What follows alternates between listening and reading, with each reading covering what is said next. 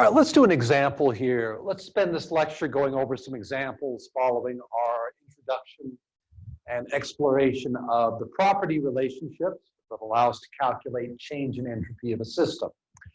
So today we're going to look at two examples. One example involving calculation of the entropy change of the system, assuming constant specific heat, ideal gas behavior. And then we're going to do another problem involving ideal gas behavior for variable specific heat. So in the constant specific heat case, we're going to have equations for delta S that involve a bunch of natural logs and pressure and volume and temperature. And in the problem involving variable specific heat, we're going to be dealing with that S naught that's tabulated in IGB tables, okay, to calculate the integral of Cp over T dt, to incorporate variation in specific heat with temperature. So each problem has its own little quirk, but they all involve closed systems, ideal gas behavior. So we're going to investigate how to calculate and deal with entropy in those cases. Okay, what do we have here? We have a tank. This tank initially is composed of argon. Argon's an inert gas at a certain pressure and temperature, P1, T1, and volume, V1. Now, this tank here is filled with argon on the left and a vacuum on the right, and in the center there is a valve. So initially this valve is shut at state 1, and the argon is on the left-hand side of the tank. Now the initial pressure is 3 bar, temperature is 70 degrees C, and there's 5 kilograms of the argon, okay?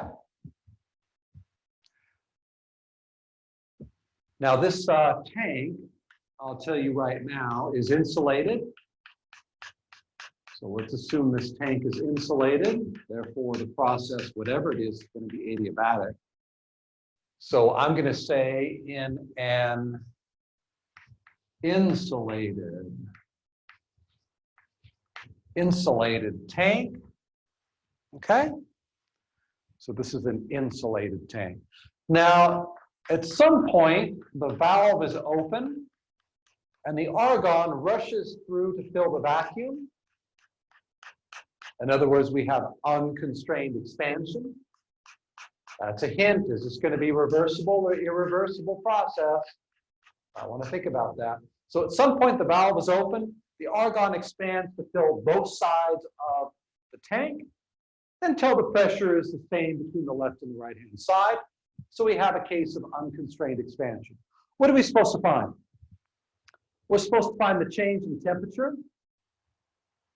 of the argon from state 1 to state 2, and the entropy generation due to the expansion process. By the way, this is going to be a constant specific heat problem. So CV for argon is given as 0.28 kilojoule per kilogram degree Kelvin. So I give you the specific heat for argon in the problem statement. Besides, a little known fact here, for noble gases, that is gases that are on the far right-hand side of the periodic table, specific heats are constant, so you don't have to worry about variable specific heat problem. Argon here is a case. Argon is a noble gas, as I recall. So on the right-hand side of the periodic table, so specific heat doesn't vary with temperature. So you can, all problems involving monotonic noble gases are constant specific heat problems. Just a little fact. Just a little fact. Okay, so let's calculate delta S for the argon. Let's calculate delta S for the argon. Analysis.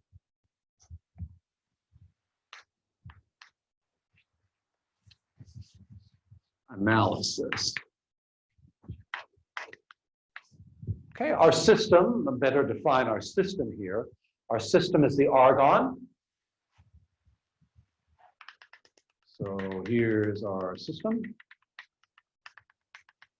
Well, yeah, it does not include the vacuum. The system will just surround the argon. that means the system will move. The system will expand as the argon expands and you open the valve. So in state 1, the system only surrounds the left-hand side, interior of the tank. And then at state 2, the argon is at both sides of the tank, so the system is the interior of both sides of the tank, okay? Okay, so let's calculate delta S for the argon. Delta S, and that's for the argon from 1 to 2. I guess I'll drop the AR. How about just delta S from 1 to 2? Well, I'm going to assume here, no, actually we're told, well, I'm going to tell you this is ideal gas behavior. So I guess I better write it over here. Argon, AR, I'm going to write here, IGB, ideal gas behavior. So we've got ideal gas behavior. So I can immediately write constant specific heat. So I can immediately write both expressions involving delta S for constant specific heat. We have CV, Ln. Oops. This is uppercase S, so it's going to be mass of the argon times CV Ln T2 over T1 plus R Ln V2 over V1. Okay, I can do that. Or I can do CP Ln T2 over T1 minus R Ln P2 over P1. Okay, I can do both. I can do both. Now, we're told here that the volume, so what's the relationship between the final and the initial volume? I have here that V2 is equal to twice V1. So the valve is located at the halfway point on the container. So I know something about V2 relative to V1. So this ratio,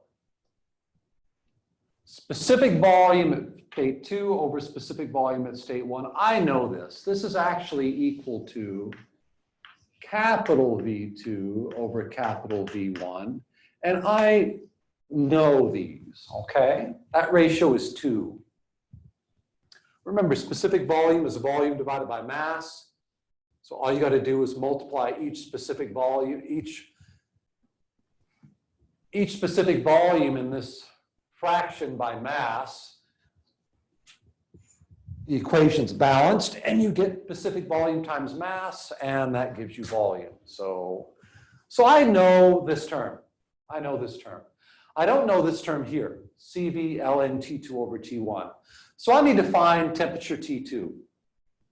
How might we do that? Let us apply the energy balance. The balance. Okay. So we have Q 1 to 2 minus W 1 to 2 is equal to delta E 1 to 2. And I'm going to neglect changes in kinetic and potential energy because the container isn't changing position.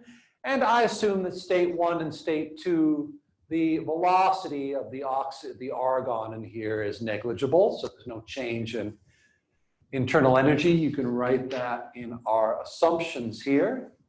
Let me put our assumptions down. So assumptions.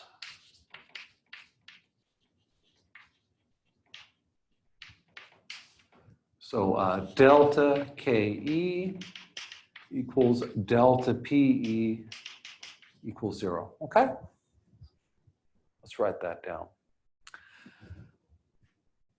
So we can first attack the heat transfer term. It's adiabatic, insulated tank. What about the work term? Well, there's no wires or electricity in there, obviously. Okay? So all that's left is boundary work. Now let me tell you what's physically going to happen.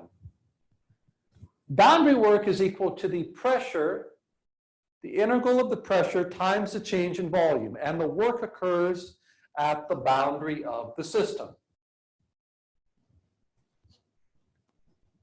What is the pressure right here at the boundary of the system as it expands into a vacuum? What is the pressure as it flows into the vacuum to fill the space? Well, if you were to put a pressure gauge and you were to follow the boundary of the argon as it moved into the vacuum, you would find that the pressure was 0. So if pressure is 0, that means the integral of PDV is 0. Doesn't matter what the volume changes, pressure is 0. So there's no boundary work. W bound, and that's equal to 0. Why? Because pressure at the boundary equals 0. Pressure at the boundary is equal to 0. Another way of proving this to yourself is make the entire container, including the vacuum, the system. In that case, if you make the control volume the entire interior of the tank, argon and vacuum together, volume doesn't change, so boundary work is 0 again. So either way you look at it, either way you draw your control volume, boundary work is going to be 0 when you have the argon expanding into a vacuum. If it was not expanding into a vacuum, if it was some finite pressure inside the right-hand side of the tank, then it would be a matter of some other value, okay?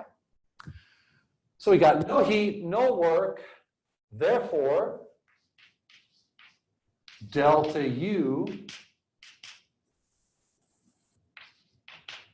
equals 0. Now, delta U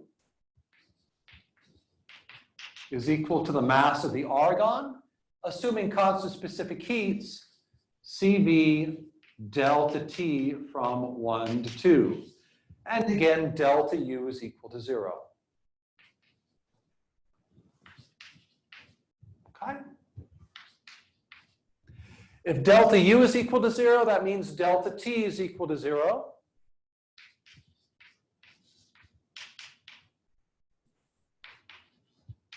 And that's equal to T2 minus T1, and that's got to be equal to 0. In other words, T2 is equal to T1. This is an isothermal process.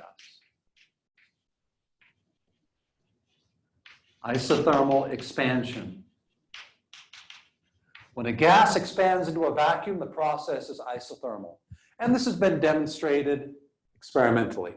Okay, but it seems like a strange conclusion. Isothermal expansion, because no change in internal and kinetic energy.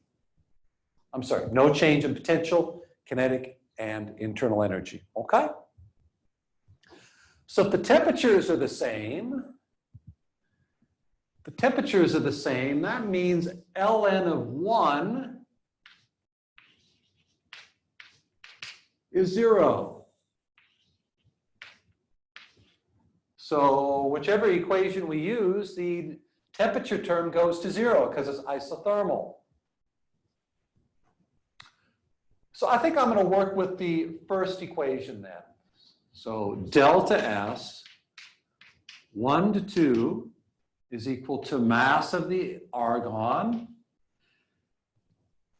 CV ln T2 over T1 is 0 because it's isothermal. And all I have left is R ln V2 over V1, which, by the way, is V2 over V1. Okay, and that's equal to 2. Remember, it doubles volume, all right? Let's see here. The mass of the argon is 5 kilograms. Oh, gas constant for the argon. Let's see, do I have that? That would be the universal gas constant divided by the molecular weight. Let's see here. Whoops, I made a mistake here. I wrote down, hold on a minute. I wondered why this was so low. The CV for argon, that's my mistake. This is R. This is R for argon. Why is that so low? Usually CV is closer to 1. So R for argon not CV. We don't even need CV, okay?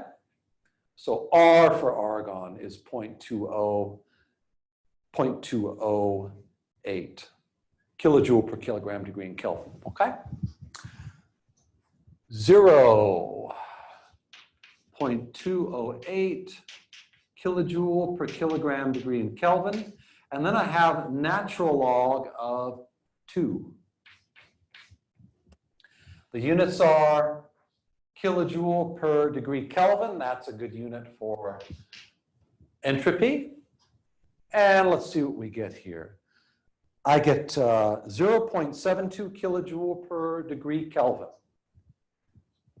0.72 kilojoule per degree Kelvin. So delta S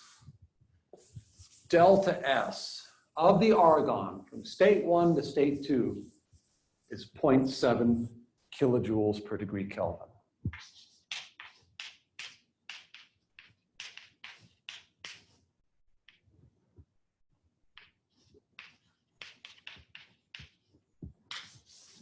Okay, so that's the change in entropy of the argon.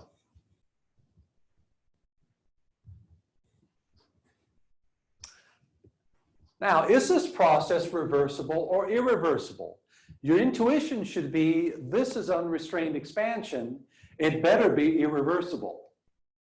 And so what should S-gen be? S-gen should be positive.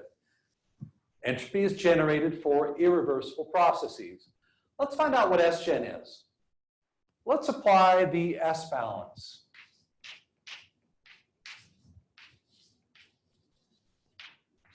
Let's apply the S balance to our system. Let's see, we have delta S. It's a closed system, is equal to the integral of del Q over the interaction temperature plus S gen from 1 to 2.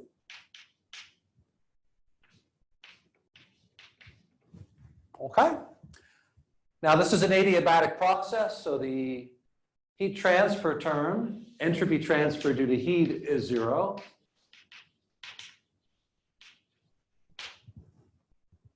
And so I get delta S1 to 2 is equal to S gen. In other words, S gen 1 to 2 is equal to delta S 1 to 2. I need to write this somewhere else. I'll write it right over here.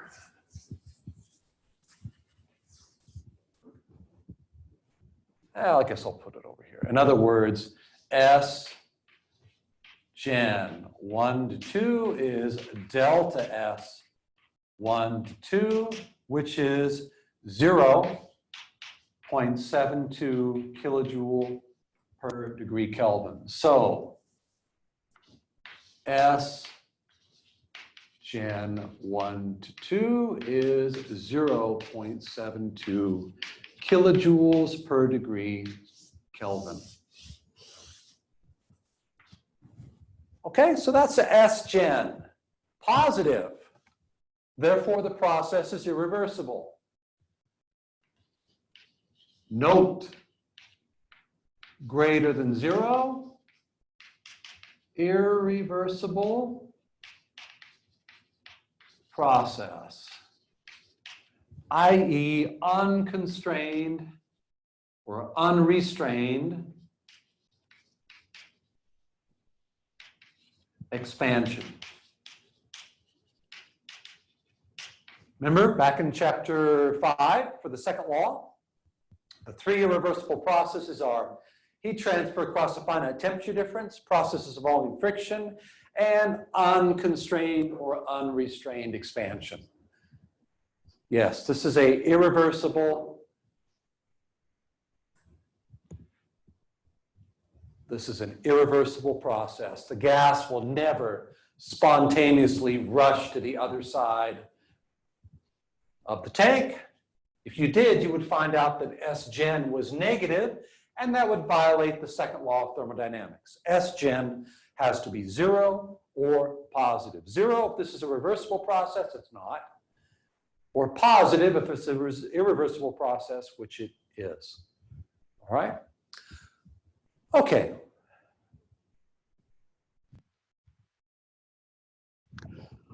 Okay, let's do another problem here involving calculation of an entropy change for an ideal gas. We have an air compressor here. Don't worry the fact that an air compressor is an open flow device. We're simply interested in calculating a change in entropy, so don't worry too much about this. We have an air compressor. The inlet is located at location 1, and the outlet is located at location 2. So at location 1, the air has a temperature T1 and a pressure P1. And at location 2, the outlet, the air has a temperature T2 and P2. Now the air compressor does work on the air, compressor work to pressurize the air and heat it up as a result. So the inlet temperature is 290 degrees Kelvin, basically room temperature. And the pressure is approximately an atmosphere, 96 kPa at the inlet. At the outlet, the air temperature is 600 degrees Kelvin and the pressure is 10 megapascal, which is approximately 10 atmospheres. So we have an air compressor here. Pressure has gone up, temperature has gone up between the inlet and the outlet. I want to find the change in entropy, specific entropy, between the inlet and the outlet of the device. How much has the air per unit mass change in entropy as it flows through the compressor? What's delta S from 1 to 2 or S2 minus S1? Okay? So what's the change in entropy of the air as it flows through the compressor? Well, this doesn't say anything about IGB, so I think I better assume ideal gas behavior. So assumptions. So IGB. So for the delta S equation, I have two sets to choose from. One for constant specific heat, one for variable specific heat. It doesn't say anything about constant specific heat here, so I guess I better assume variable specific heat. It wants the exact change in entropy. So this is variable CP, CV, variable specific heat. Okay, let's write the equation for delta S for an ideal gas. So delta S, this is specific entropy change. And then I got two versions for variable specific heat. I've got the general one, CV dt over T plus R ln V2 over V1. I have that. I don't know how I'm going to actually evaluate the integral given that specific heat is variable. Or I have the version involving enthalpy and CP and S naught. So I also have this version, S naught evaluated at T2 minus S naught evaluated at T1. These are lowercase s's. I don't know why they're so big. So we have S naught minus R ln P2 over P1. So I have these two equations here. I can use either one. Clearly, the second one is most useful. The S naughts are in tables, IGB tables, and I'm given the initial and the final pressure. So I know the pressures. The gas constant is pretty easy to get. I can get that for air. And these S naughts, well, I can look them up on the table, but I also know T1 and T2. So I can look up these S naughts evaluated at temperature T1 and T2. So calculating delta S from the inlet to the outlet is quite easy if I use the second version. Okay, here. So let me erase this. And I'm going to write the second version. We're not interested in the first version. It's not helpful. So I have delta S from 1 to 2 is equal to S naught evaluated at T2 minus S naught evaluated at T1 minus R for air, ln P2 over P1. Now let's figure out what some of this stuff is. Let's go look up in a table S naught evaluated at T2. What's our temperature at the outlet? That is 600 degrees Kelvin. So it's hot at the outlet. Okay, so let's look up S naught evaluated at 600 degrees Kelvin. Let's see here.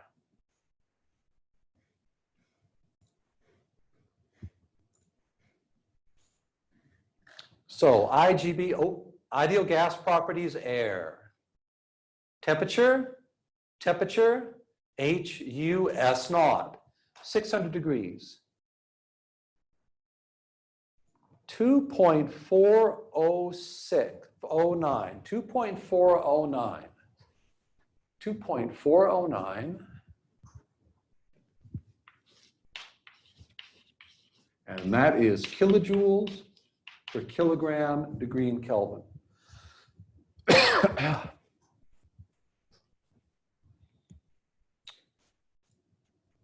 Okay, so that's from table, what, B11? B11, IGB air tables. B11. Let's also look up S naught evaluated at T1, which is 290 degrees Kelvin. Let's go to the same table. Let's go to the same table.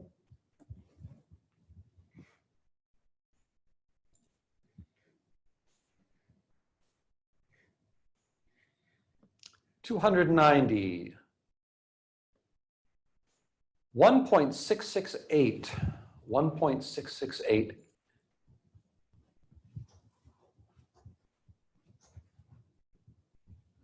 .668 kilojoule per kilogram degree in Kelvin.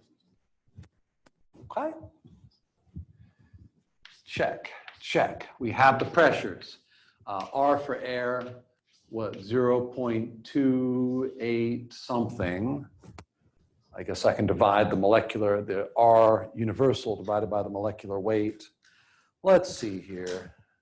I never remember these things. Let's see, R for air, 0.287, I think it is.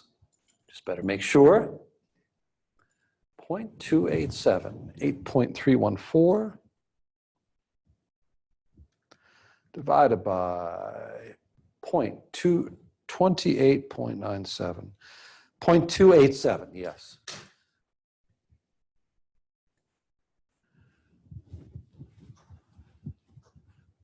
Okay, kilojoule per kilogram degree in Kelvin. All right, so 2.409 kilojoule per kilogram degree in Kelvin minus 1.668. Same thing, minus 0.287, same unit. Ln, okay, what's the pressures? Pressure at the outlet is 1 megapascal. So 1 megapascal, and I got to convert that into kilopascals. That's what P1 is. So there's 1,000 kPa, oops, not 100, 1,000 per 1 megapascal. Okay. And then that is getting divided by the inlet pressure, P1, which is 96 kPa.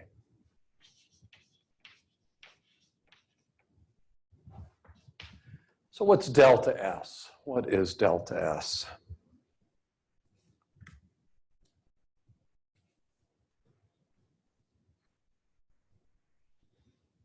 All right, let's crank this out here. So 1,000. Sorry, natural log 1,000 divided by 96, and that's multiplied by 0.287, and I'm going to subtract off 2.409, 0.668, and I get 0.068 kilojoules per kilogram degree in Kelvin. So the change in entropy from the inlet to the outlet,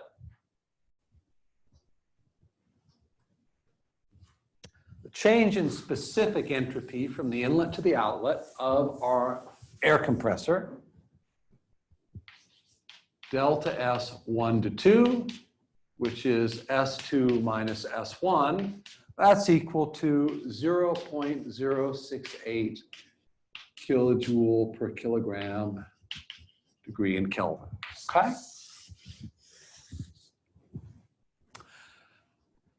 By the way, I haven't said much about it,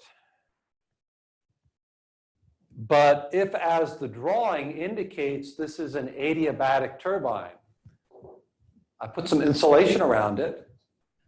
The fact that specific entropy is greater at the outlet than the inlet means that there's some entropy being generated inside. There's no heat transfer going on, so there's no entropy transfer from the outside, the environment. So that means any change in specific entropy from the inlet to the outlet must be due to irreversibilities. So this, by the way, if it's an adiabatic compressor, it's actually an irreversible adiabatic compressor. Note, if adiabatic, in other words, Q dot is equal to 0, no heat transfer, then this is definitely an irreversible compressor. Why? Because S2 is greater than S1, okay? We'll talk about this a little bit more when we get into open systems in the next lecture. Open systems in the next lecture.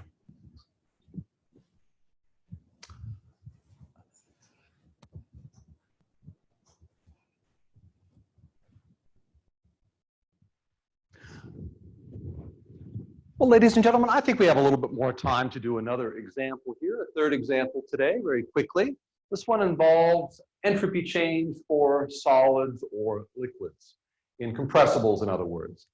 So what we have here is we have a lake, a large body of water, a reservoir, if you like, a lake at temperature T lake. The lake temperature is 25 degrees C, and in is thrown two pieces of hot iron and copper. So these pieces of iron or lumps of iron and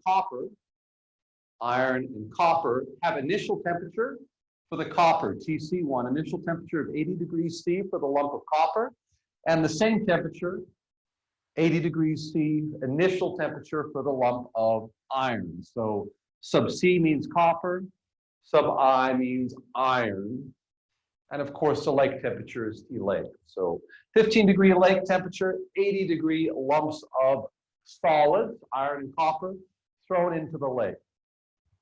Now, of course, over time, if we wait, eventually the iron and copper will cool down and they'll come to the lake temperature, provided the lake is very large.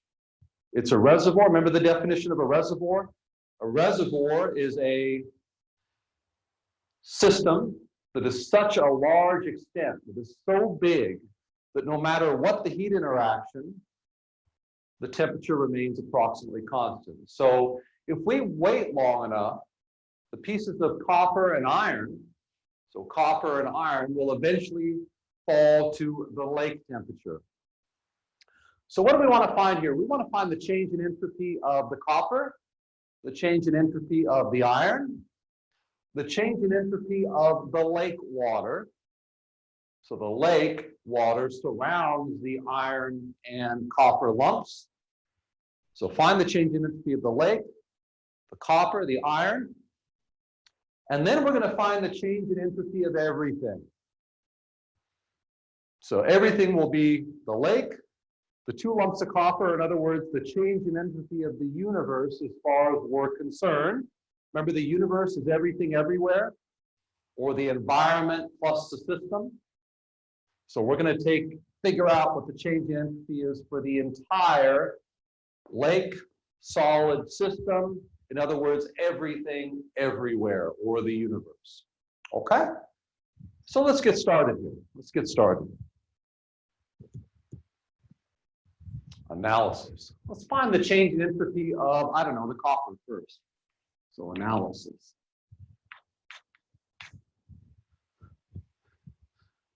So copper is a solid. So the entropy change, delta S, I think I have, hold on a minute, I think I have some masses here as well. Let me see if I have mass of the copper. Yes, I forgot to put that down. Let me put that down before I get started. I just realized I'm missing something. So the mass of the copper, let's see here, the mass of the copper is 20 kilograms. And the mass of the iron is 50 kilograms. Okay, so I forgot to put that down. So let's calculate the change in entropy of the copper. Let's do that first. So that's equal to the mass times the change in specific entropy of the copper. And the change in specific entropy of the copper is equal to let's assume constant specific heats. So it's CV ln T2 over T1, and this is for the copper. T copper 2 over T copper 1. Okay. Now, we got the mass, we got the initial and final temperatures. Check, check. Specific heat for the copper. Remember I was telling you last time, the reason for the difference between the value of Cp and Cv is the presence of boundary work. So when you have heat capacity at constant volume, there's no boundary work over the process. And when you have heat capacity or specific heat at constant pressure, Cp, there is boundary work. Now, if we've got a solid or liquid or an incompressible, then Cp and Cv are the same value. So I can simply say this is Cp, and I'm going to write here, this is for the copper. It can be Cp or Cv, all right? They're the same for a solid or a liquid. Now, we don't have specific heat for the copper. Certainly, it's not given, but let's have a look in the textbook here.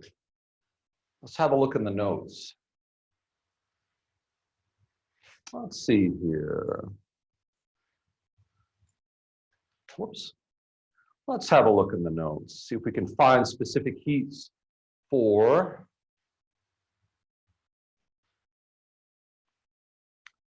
So let's go to the appendix and see if we can find a table containing specific heats for solids or liquids. Here we go. Thermal physical properties of selected solids and liquids. Selected solids evaluated at 300 degrees Kelvin, approximately room temperature. Specific heats, building materials, saturated liquids. So we have iron here. I don't have copper, so I'm going to give you the copper. Iron is 0.48. So let me write here, down here, assumptions.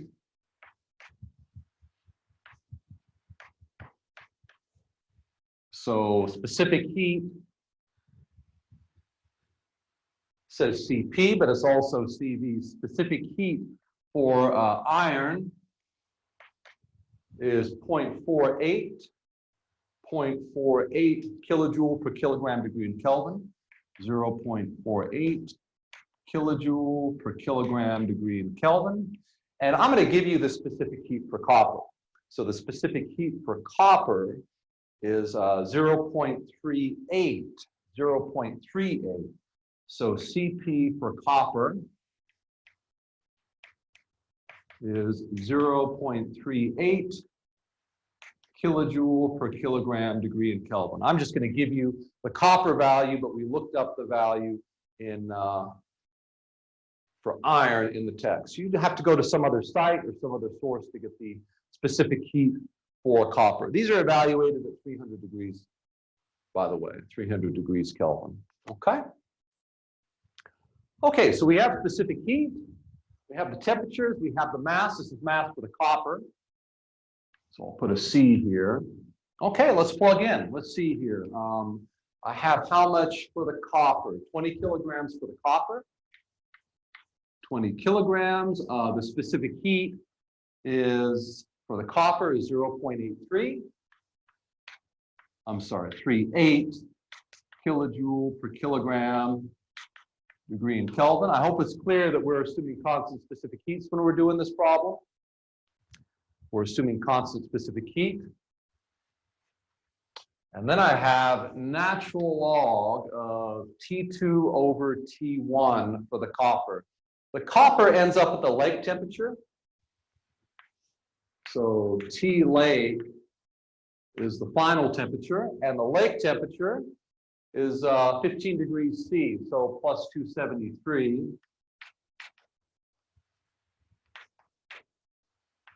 Okay, and then we have the initial temperature for the copper, which is 80 degrees, so that's 273 plus 80 degrees. And let's crank this out here. Let's crank this out.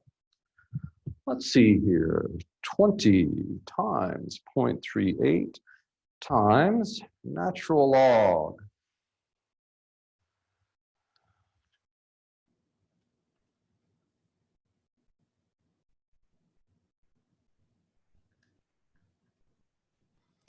And I get -1. -1.55. Let's see, what's the unit on this here? Kilograms cancel out, and I get kilojoules per degree Kelvin.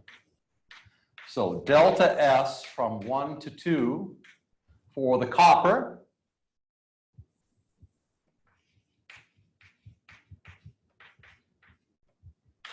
Oops, I don't know what I'm doing there, is -1.55 kilojoule per degree Kelvin. Okay? So that's the change in entropy of the copper. This should make sense because temperature is falling. Usually as temperature goes up, holding pressure constant, usually as temperature goes up, entropy goes up. Why is that true? Because to heat something up, usually you're adding heat. To raise the temperature of some system, you usually have to add heat. And when you add heat, you add entropy. So you can think about something getting hotter, meaning increase in entropy, because you're having to add heat to it to heat up. Or you're having to do work on it, and often that's shaft work or electric work, which is also irreversible. Okay? All right, so the copper entropy went down. Let's do the iron entropy. Delta S. For the iron from 1 to 2, well, that's going to be equal to the mass of the iron times the specific heat. So CV ln T2 over T1, we can put the specific heat. I guess I'll do CP here. ln T iron 2 over T iron 1. And again, this is for the iron. And let's see here. We got how many kilograms of the stuff? 50 kilograms, as I recall. 50 kilograms. The specific heat for the iron, 0.48. 0.48 kilojoule per kilogram degree in Kelvin. Natural log, and this is the lake temperature. The final temperature for the iron is the lake temperature. So again, that's 273 plus 15 divided by 273 plus 80. Okay, so let's calculate. Temperature is falling, so again, we assume a reduction in temperature.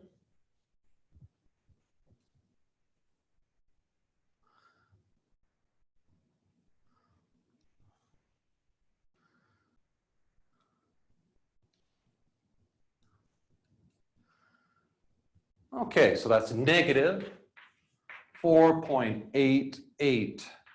And the unit on that is going to be kilojoule per degree Kelvin.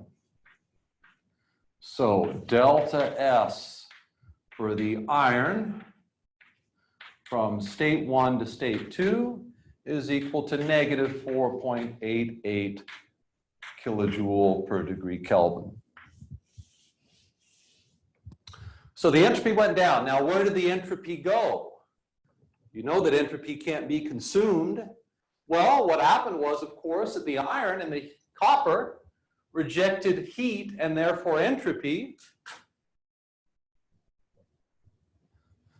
Rejected heat and therefore entropy. So we have Q and we have S being transferred, heat and therefore entropy being transferred to the lake. So the lake is going to gain entropy and gain energy, and the lumps, which were hot, are going to lose energy and lose entropy. So let's calculate the entropy change for the lake. Let's do that. Let's calculate the entropy change for the lake.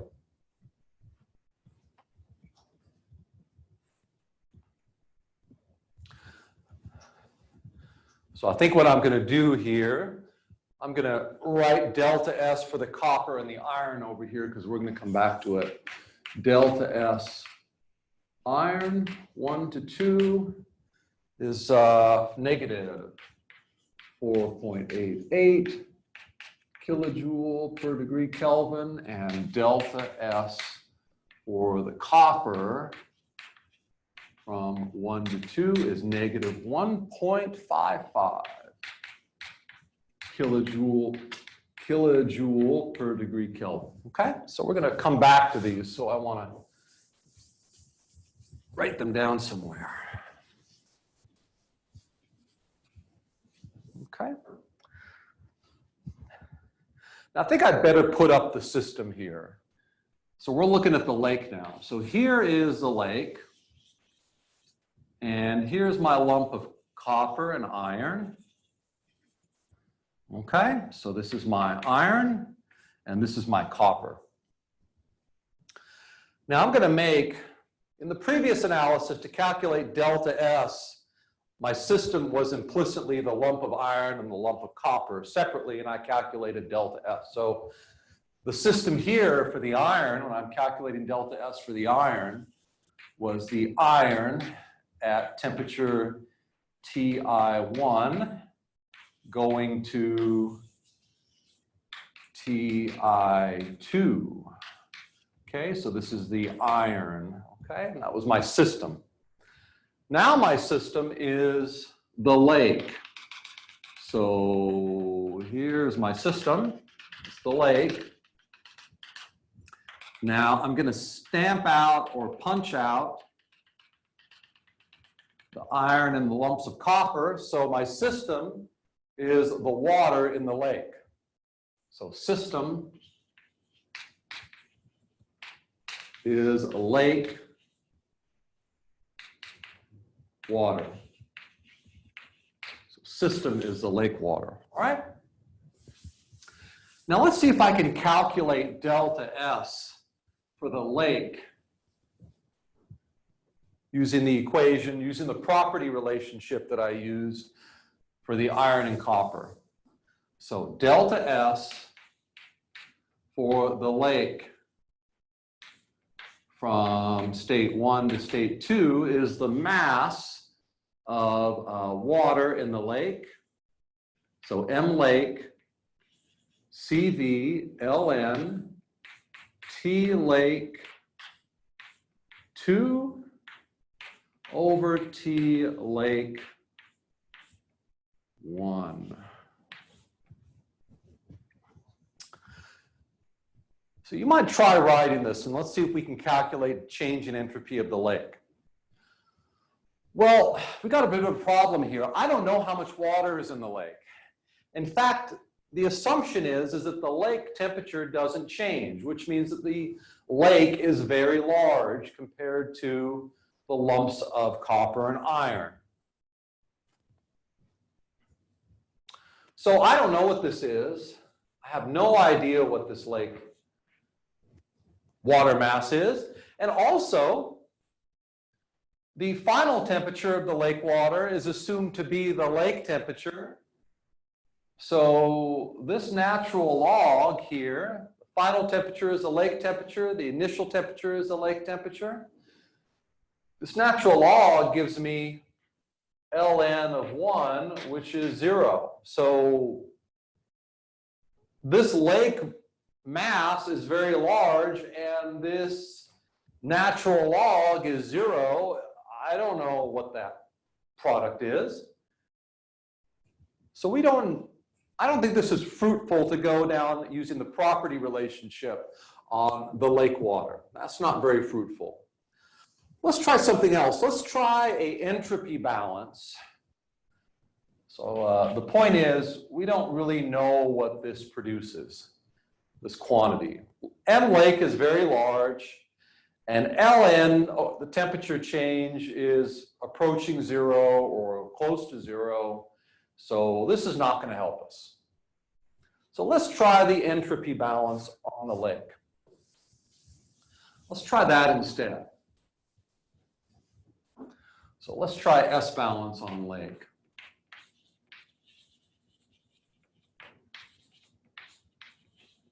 Now what I mean by that is lake water. Okay? That's the system we have here. That's the system we have here. So I have delta S from 1 to 2 is equal to the integral of del Q over T interaction. And remember, there may be multiple heat interactions going on, so we got a summation sign there. Plus S gen 1 to 2.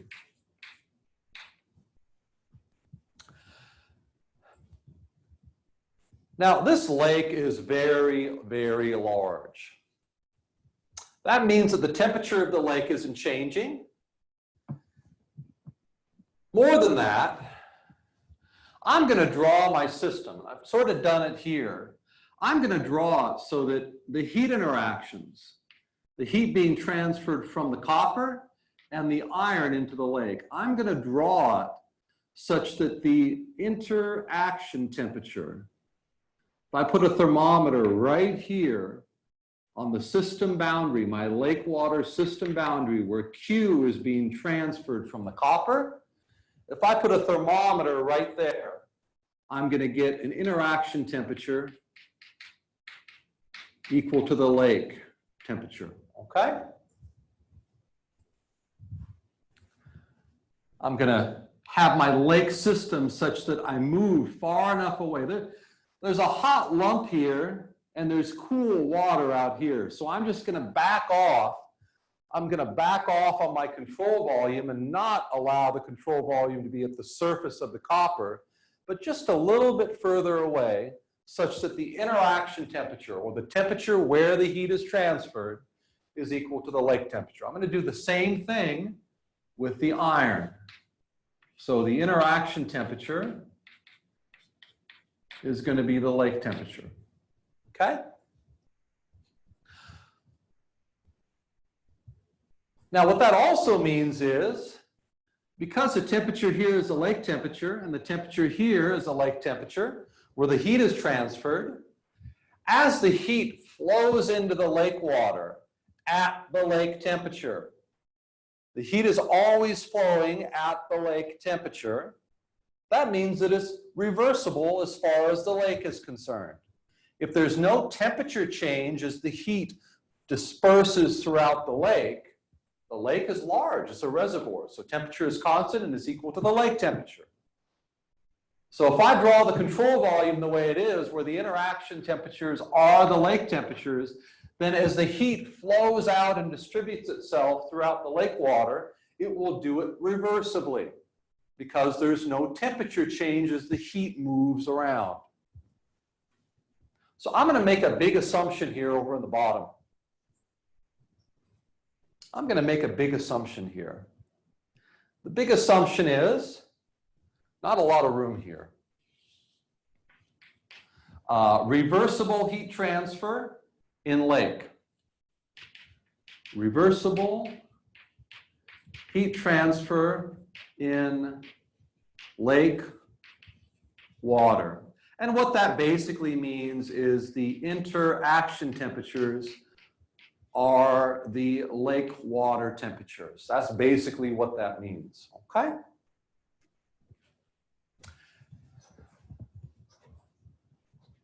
So this implies reversible heat transfer.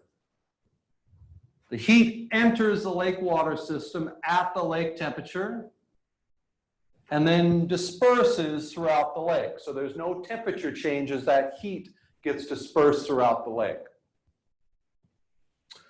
So that means reversible heat transfer, there's no entropy generation. Reversible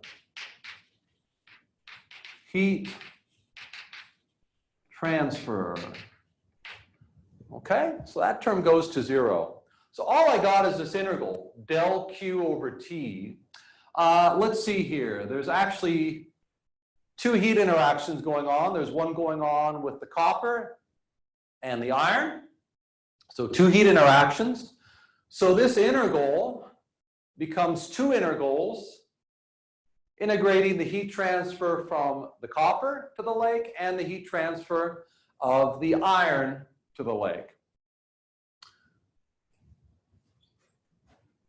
The interaction temperatures are always T lake. So this guy is equal to del Q over T lake, and that's for the copper, plus the integral of del Q over T lake, and that's for the iron. Two heat interactions, therefore we have two integrals. Interaction temperatures are the lake temperatures.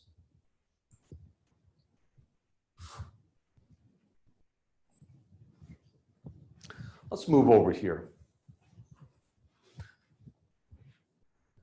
So let's write this entropy balance one more time and figure out what these integrals are. Lake temperature is 15 degrees C, so let's remember that.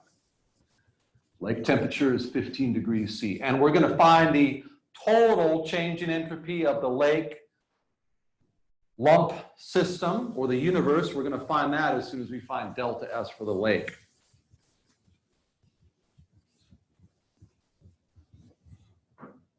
Okay, so delta S lake from 1 to 2 is now equal to the integral of del Q over T lake. And that's for the copper system. That's for the heat transfer from the copper system.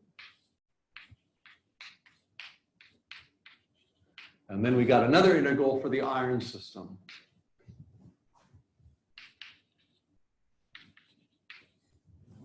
Now the lake temperatures are constant as far as the integral is concerned, so we can pull them out. I get 1 over T lake, and then I'll group together these integrals. Integral del Q, and this is for the copper, 1 to 2, plus integral of del Q for the iron. Okay? Now these are heat interactions to the lake. Remember in the energy balance, Q is to the system. And for the entropy balance,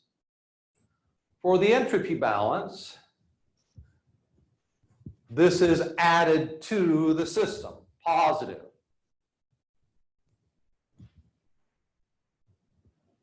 So the integral of the little bit of heat transfer over the process from the copper to the lake, well, that's going to be equal Q copper,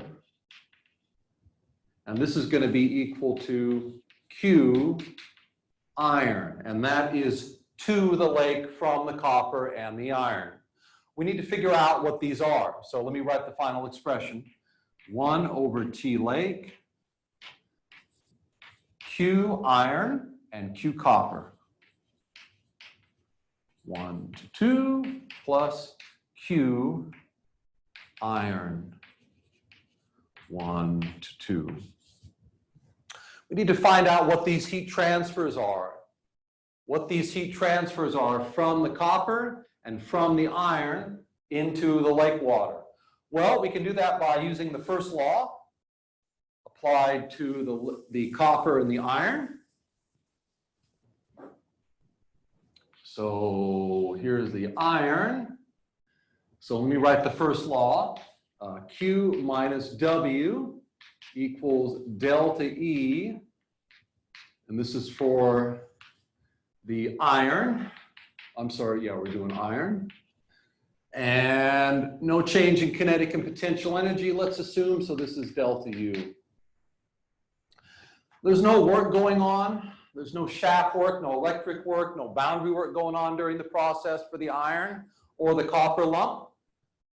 And so we simply get Q iron equals M iron C delta T from 1 to 2. Let's see here. How much do we have? We had, for the iron, we have 50 kilograms of the stuff. The specific heat for the iron, what was that? 0.45? 0.45? 0.45. And the temperature change was 15 minus 80 degrees C. Okay? So let's crank that out. Let's crank that out. 50 times 0.45 times 80 minus 15. And I get minus 146.2 kilojoules. So we're rejecting heat from the iron. Q 1 to 2. Same thing for the copper. What's the heat being rejected from the copper? Well, that's going to be Q copper equals M copper, C for the copper, delta T.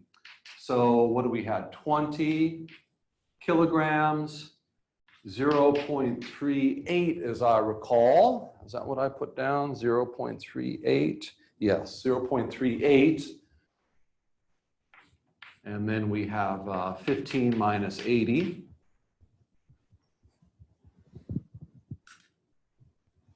So we have 20 times 0.38 times 15 minus 80. Negative 494 kilojoules. Okay? So that's heat being rejected from the copper from state 1 to state 2. Remember, what's being rejected from the copper and the iron is being added to the H2O. So T lake is 273 plus 15 degrees C. So this will all have units of Kelvin. So I'm going to put in positive Q copper because this is heat rejection from the copper, which is being added to the lake. So this is to the lake here. So this is going to be plus 494, and this is going to be plus 1467. Okay? So 494 plus 1467, and that all has units of kilojoules. We're going to get kilojoule per degree Kelvin here. Let's see here.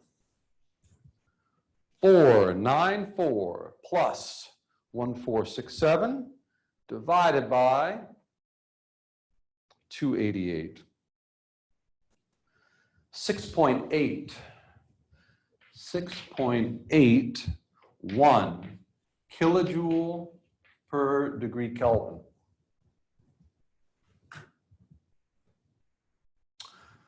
So the change in entropy of the lake,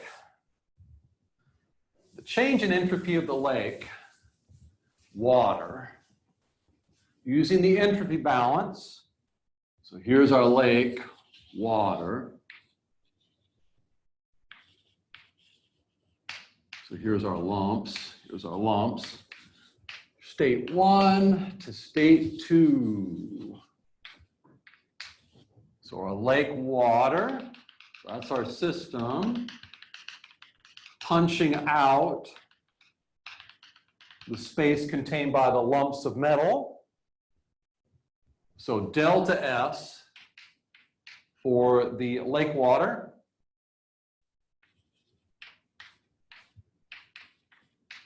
is 6.81 kilojoule per degree Kelvin. Let's box that up.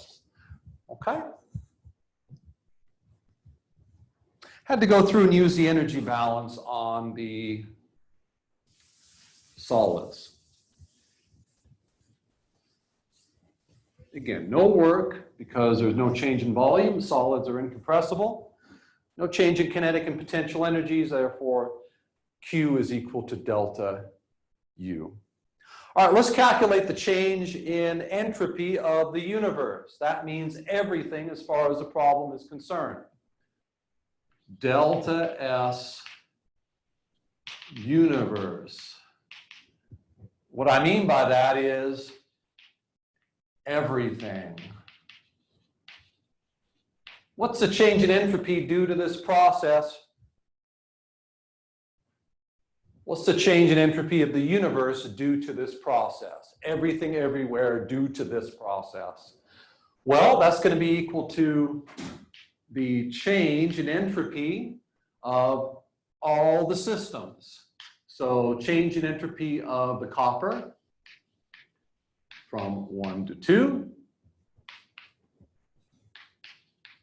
Change in entropy of the iron from 1 to 2, plus the change in entropy of the lake water, 1 to 2. So let's calculate the change in entropy of everything.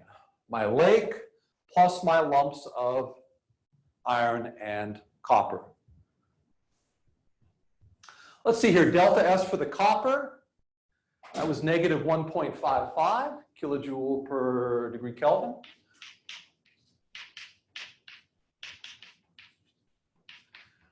Okay, so we lost heat to cool down the copper, so entropy fell. Same thing for the iron. Negative 4.55 kilojoules per degree Kelvin. The lump of iron cooled down, so heat was transferred out of the iron, as well as entropy, so entropy fell for the iron. But the lake gains entropy because heat's being transferred. Heat's being transferred from the lumps of copper and iron into the lake water. So the lake is gaining entropy and energy due to heat transfer from the iron and the copper as they cool down. So then I got a plus 6.81 kilojoule per degree Kelvin. Let's crank that out. Let's see here. 6.81 minus 1.55 minus 4.55. And I get plus 0.71 kilojoule per degree Kelvin. So delta S of everything, or the universe. Remember the handout we had where we talked about the environment, the universe, the system. Delta S for the universe, which is delta S for the copper, the iron, and the lake all together. That's going to be equal to 0.71 kilojoule per degree Kelvin. Okay?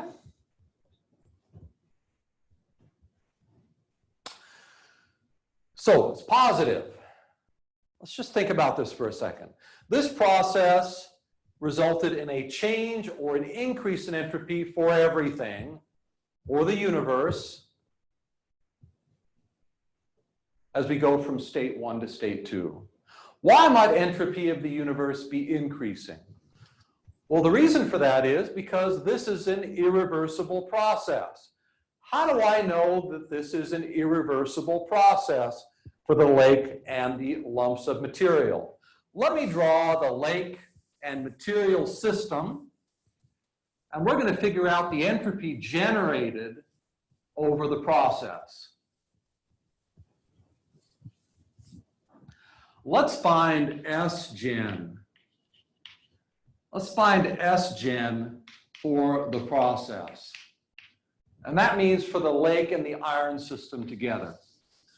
So here's my iron, and here's my copper, and here's the heat transfers. Okay? Now I'm going to make my system the whole thing. Lake and iron and copper. Now the lake is assumed, we can assume that the lake itself is not receiving any heat transfer except due to the copper and the iron. In other words, there's no heat transfer from outside the lake, iron and copper system. Okay? That's just kind of an assumption as far as the problem is concerned. So we're only looking at the lake, copper, iron system, and there's no heat transfer from outside the system into the lake or out of the lake, copper, iron system. Okay? So my system is the whole thing here. Iron, copper, and the water. Notice I don't have any dashed lines indicating that I'm excluding the copper or the iron from the system. So let's apply the entropy balance to my lake, copper plus iron system. So S balance on lake plus iron plus copper system.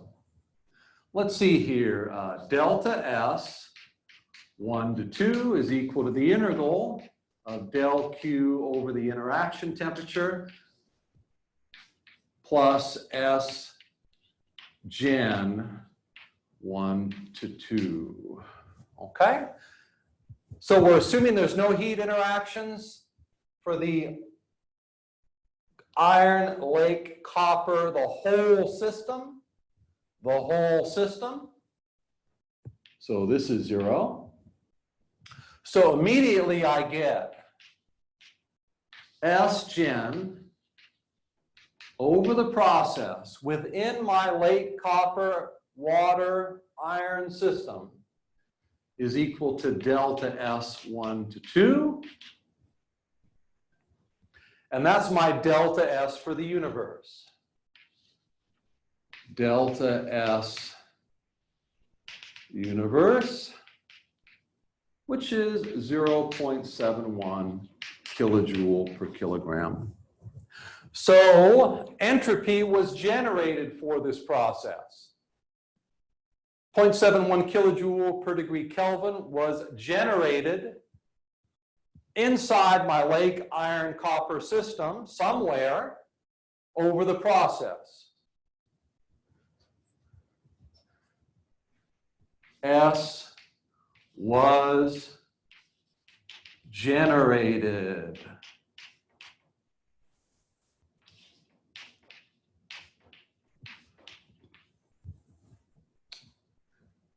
So there's an irreversible process going on here because S gen is positive. Where might it be coming from? Why is entropy being generated as the heat is transferred from these hot copper and iron lumps into my cold lake water? Well, the reason for that's obvious. This is an irreversible process. It's a heat transfer from a hot body to a cold body over a finite temperature difference. The temperatures of the lumps of iron and steel are originally, copper and iron, are originally 80 degrees, and the lake is 15 degrees. So there's a temperature difference, delta T. In other words, entropy is being generated in a thin region. A thin region around, don't want to make this squeak too much. There's a thin region around the iron and the copper. A thin region around the iron and the copper, over which temperature goes from the iron and copper temperature to the lake temperature. So let me blow up the edge of one of these regions here. So let me blow up the edge of one of these regions here, this transition region. So here we have the edge of the iron. Here we have, and on the iron, so right here on the iron, the T here is T iron. And then I got out here, T lake. Out here is T lake, over here is T iron, and in between, there is a transition region in which temperature is falling. So here's temperature. Temperature starts off high, so this is T iron, and this is T lake. Temperature starts off high and falls through this transition region. Heat goes from hot to cold, so heat flows through the transition region from the hot iron to the cool lake, and entropy is being generated across this temperature jump. S is being generated in this transition region, this buffer here. S is generated in buffer region here. S is generated in this buffer region. Heat is flowing from hot to cold in this buffer region, surrounding my iron and my copper as the heat flows into the lake. Okay, so let's recap this. This is an irreversible process. Heat is being transferred from two hot materials into a cool lake. We're going to get entropy generation.